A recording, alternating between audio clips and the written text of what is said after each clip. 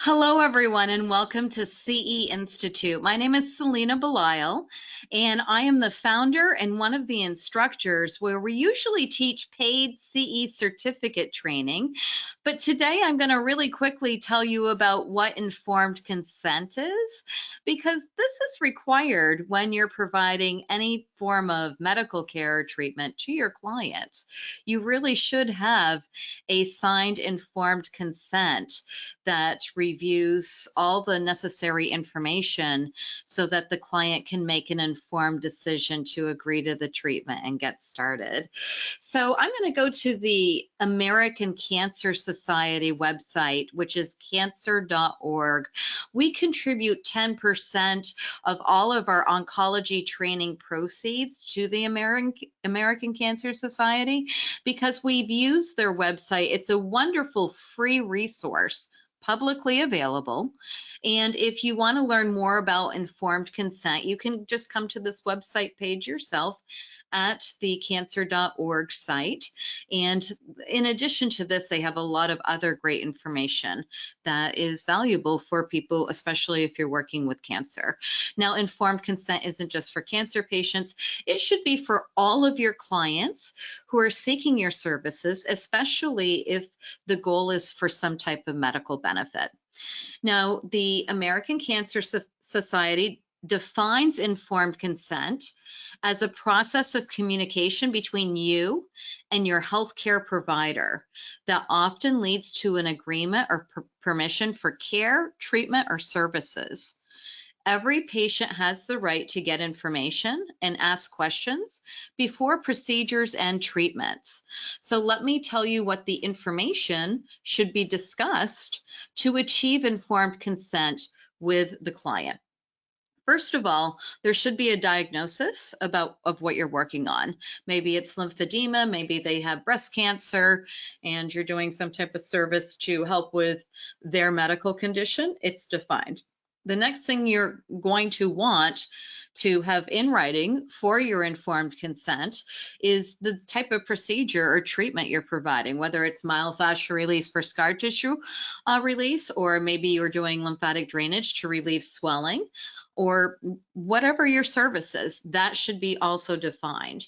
You should also provide any type of risk and benefits of the treatment or procedure you're providing. And I want to tell you right now, there's a lot of different website companies like Bodyworker Mall, or there's this Universal Spa company. They have a lot of pre-printed brochure material of various spa and massage and body worker services. The brochures might be like 40 cents each, or sometimes you can download them and print them. And it's really nice to have these because many of the pre-printed brochure material will say the benefits and risks of your treatment. This is already manufactured by a mass supplier. So don't think you have to write all of that from scratch. Many companies already provide that. So another thing that you should provide your client is if you know of any other treatments that could provide similar care for their condition with similar outcomes and so forth, you should always notify your client if there is similar care with another path or avenue outside of your own personal service. Okay, so it's so the client knows what the treatment alternatives are, and then they can make an informed consent whether or not they want to continue with your service or if they want to pursue another treatment alternative with similar benefit. So why do clients need to sign informed consent? The purpose is to protect the patient, but I feel like it also protects the practitioner because it shows that you've explained all the different treatment options and what your intentions are, and that's an assigned agreement. Okay, and so I think it's a nice protection device so that if the client comes back later and says, oh, I didn't want that, well, we already discussed this and you signed off on it.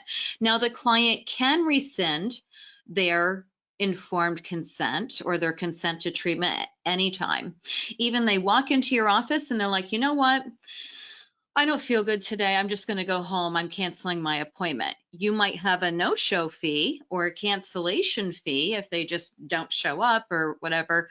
They've changed their mind. They withdraw their consent. They've canceled.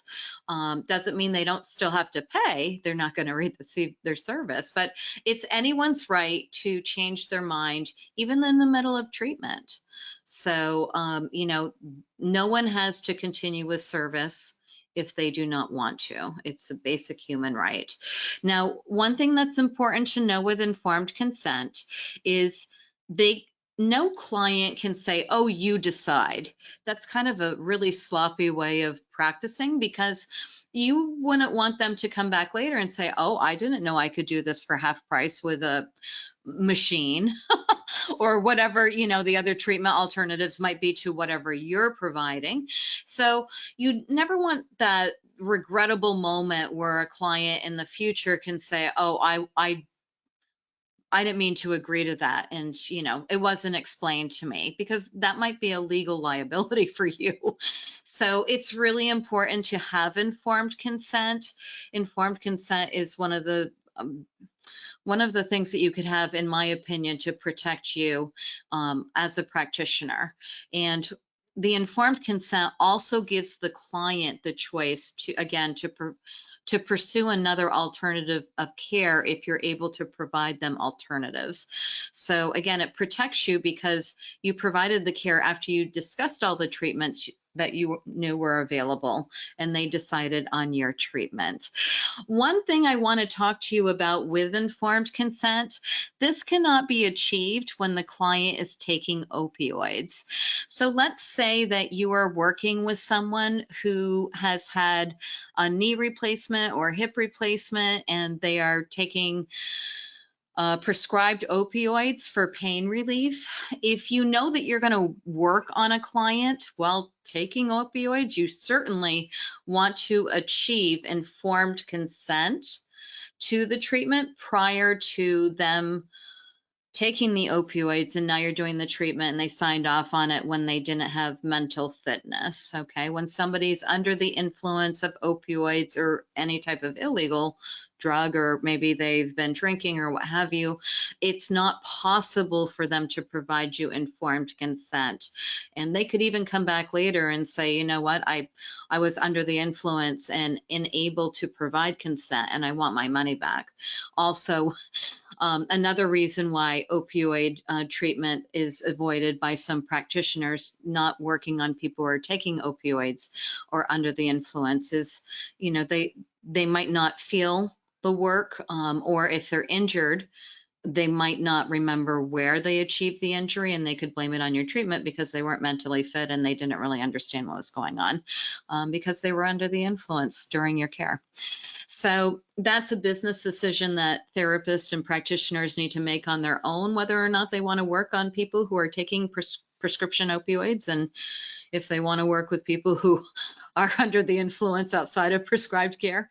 I do not work with people who are under the influence outside of prescribed care, but when you're working with a medically acute, it might be good to, if they're having some type of surgery or so forth, to try and achieve a client intake and informed consent process before they actually have their procedures. So everything's agreed, and you know what the treatment path is and plan, and this can be easily followed post-procedure. So my name again is Selena Belisle. I'm here at CE Institute. We teach this and more in many of our CE classes, and we'd love to see you here at the school. Our website is ceinstitute.com, where you can process any type of registration for our CE training. It's CE as in continuing education, so ceinstitute.com. And until we see you in a training, be safe.